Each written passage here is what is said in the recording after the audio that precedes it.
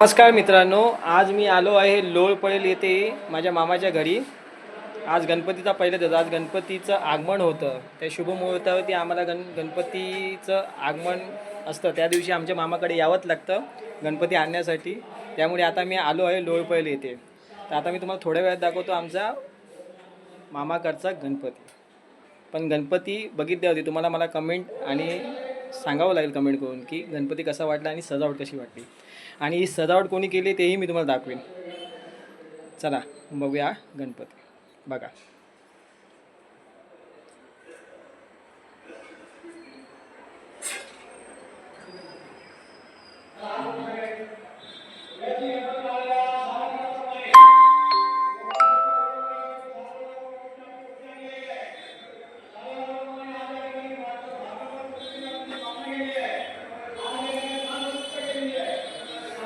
आमच्या मामाकडे ही गणपती आणण्याची प्रथा 54 वर्षापासून अशीच सुरू आहे.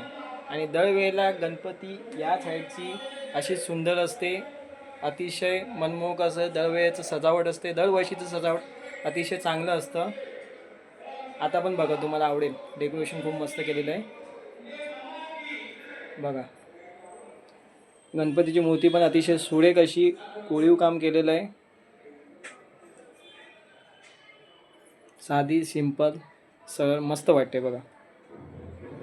आणि हे जे डेकोरेशन केलं आहे, हा माझा मामाचाच मुलगा आहे. बघा, त्याला भेटवतो तुम्ही.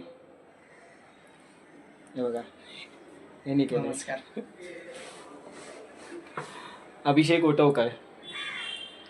ह्याचं चित्रवेडा या नावाने चॅनल पण आहे.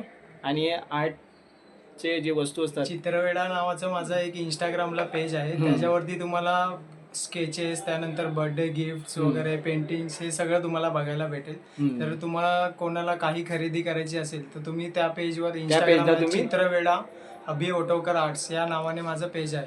पेजला फॉलो पण करा. पेजला फॉलो करा. तुम्हाला काही हवं असेल तर मला DM मध्ये मेसेज करा. बघा, याचीच मेहनत आहे ही सगळी. किती दिवस लागले बनवायला? हे 6 दिवस, 5 ते 6 दिवस लागले. बघा, एकदम जास्त काही टेन्शनवालं कामच नाही. बघा, नॉर्मल एकदम डेकोरेशन आहे. कपड्याचा यूज केला आहे, आर्टिफिशियल फुलं वापरले आहेत आणि अतिशय सुंदर असं देखावा आहे. इथे बघा, इथे उभं आहे. सजावट अतिशय उत्तम आहे. गणपती पण उत्तम आहे. दुसरी गोष्ट, आमचा मामा हा दरवेळेला गणपतीसाठी ना अतिशय सुंदर असे हार घेऊन येतो. बघा, हे बघा, हा एकदम खरी फुलं आहेत. खोटी असं काहीच नाही याच्यात, एकदम खरी फुलं आहेत.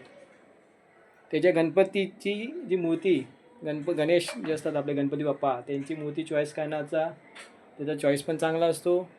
आणि त्याला जे काही वाटते म्हणजे अतिशय सुंदररित्या म्हणजे हारापासून ते एकदम सजावटपर्यंत प्रत्येक गोष्ट ही अतिशय उत्तमरित्या येते. बघा, सजवलेली दिसेल तुम्हाला.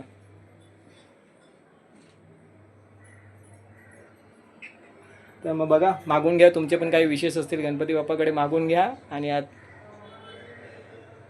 कमेंटमध्ये सांगा गणपती बाप्पा कशी वाटले, सजावट कशी वाटली. बघा,